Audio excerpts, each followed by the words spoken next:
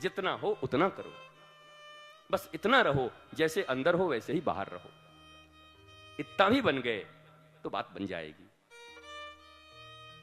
निरमल मन जन सो मोहि पावा, मोहि कपट छल छिद्र न भावा।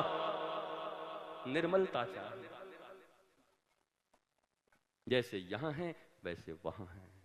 कोशिश करो धीरे धीरे तो चित्तवृत्ति शुद्ध होगी, अशुद्ध आचरण घटते जाएंगे।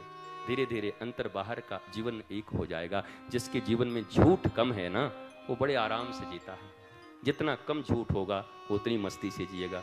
झूठ वाले को मेमोरी भरना पड़ता है, क्या बोले थे याद करना पड़ता है। जिसको हर समय एक ही बात बोलनी है उसको क्या याद करना है। तुम्हारा नाम क्या है? रितेश्वर। अब कोई बदल के बोले तब क्या नाम है? बोला ग्लाइकोडिन। फिर दूसरी बार उसको क्या बताए थे? तुम्हारी उम्र कितनी है? किसी को बताएं 32, किसी को 37, किसी को 38, किसी को 40। फिर अगले दिन सब आ गए एक साथ में, भैया आपका उम्र कितना? भूल जाएगा किसको कितना बताए थे। भाई साहब आपको हम 38 बताए थे कि 40? तो जितना है उतना बताते जा रहे, जो है वो बताते जा रहे। कितना मौज है। देखो टेंशन डिप्रेशन का भी कारण यही ना, हमारी झूठ ही तो है। झूठ से मुक्ति हुई, तुम्हारे आधे टेंशन कम, मौज में आ गए। चुप चुप चुप, गुरु जी आ रहे हैं, गुरु जी आ रहे हैं, कोई मत बोलना। गुरु जी हैं क्या? सोले के जेलर हैं क्या? असरानी है क्या? सत्य बोलो। आज आरती नहीं हुई, गुरु जी नींद नहीं खुली, कोई बात नहीं, सत्य तो बोल। तो आरती नहीं हुई, नहीं हम आरती में आए तो आने के बाद जैसे ही आए तो हमारा पैर लचक गया, मुचक गया। पैर मुचक गया, इधर आ मारीच का औलाद, झूठ क्यों बोलता है? बोल नहीं आ पाए, आलस्य हो गया। आलस्य है, प्रमाद है। सत्य बोलेगा तो सत्य का समाधान हो सकता है, पर मिथ्या का समाधान संभव नहीं है जीवन में। सत्य बोलो, सत्य जियो। उसके बाद हनुमान जी गए माता सीता के पास, वृक्ष के ऊपर बैठे। रावण डराया, त्रिजटा ने ऐसे ऐसे कहा हमने एक देखा है, एक बंदर आएंगे। ऊपर से अंगूठी गिराई। माता सीता को शंका हुआ, इतना छोटा कैसे मान लो कि तुम राम के दूत हो। पर हनुमान जी की वाक पटुता कैसी है, विद्वता कैसी है, स्नेह कैसा है, प्रेम कैसा है कि राक्षसों के बीच में घिरी हुई इतनी परेशान एक स्त्री को विश्वास दिला दिए कि मैं राम का दूत हूं। कितना बड़ा उनके भीतर ज्ञान, गुण, विद्वता, वाक पटुता होगा। नहीं तो वो बोले, माता जानकी कहती है कि मुझे संदेह नहीं, परम संदेह। केवल संदेह नहीं है, एब्सोल्यूट पक्का संदेह है कि तुम ये रावण के ये औलाद हो कहीं ना कहीं से। अरे बोले क्या क्या बोल रही है माता। पर ऐसी वाग पटुता, ऐसी सुंदर कथा सुनाई पेड़ पर बैठे बैठे। तो जानकी जी ने कहा, अंत में एक कोड वर्ड जरूर बोला, करुणा निधान। सत्य शपथ करुणा निधान की। करुणा निधान केवल जानकी जी राम जी को अकेले बोला करती थी, कोड वर्ड था। तुम्हारे जैसा नहीं था। बाबू सोना बच्चा, बाबू सोना। अब 3 दिन के बाद हाय हाय, मुंह पे एसिड मार दिया, एसिड के मुंह जल गए। ब्रेकअप, टेकअप, टेक ऑफ, हाय हाय। न मां न बाप, न घर न परिवार, चले अजनबियों के साथ जिंदगी बर्बाद करने हैं। ऐसा आनंद नंद भवन में।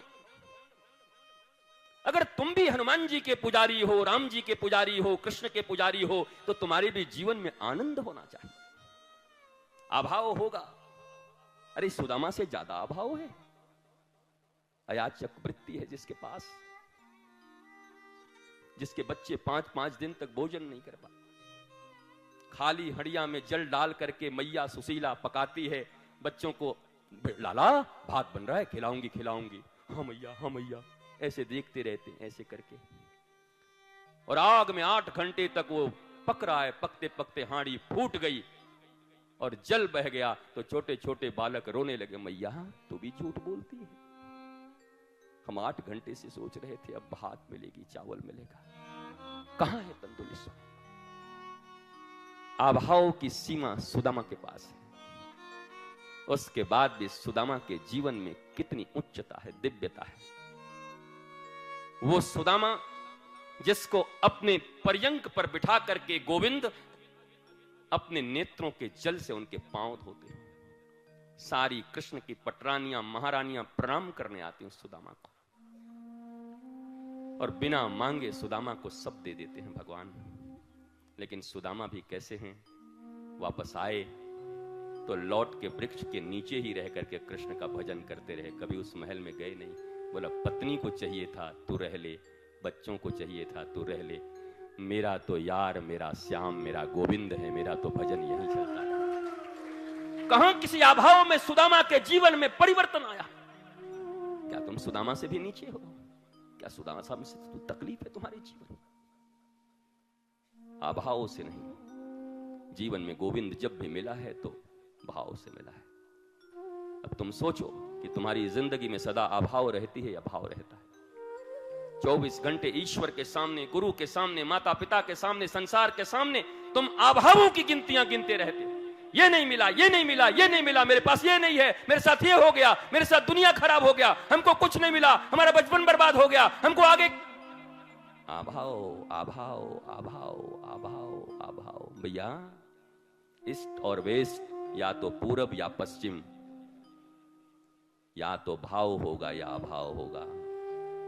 और याद रखना, कृष्ण सदा भाव से मिलते हैं, न प्रभाव से और न अभाव से। दुर्योधन को क्या कहा कृष्ण ने?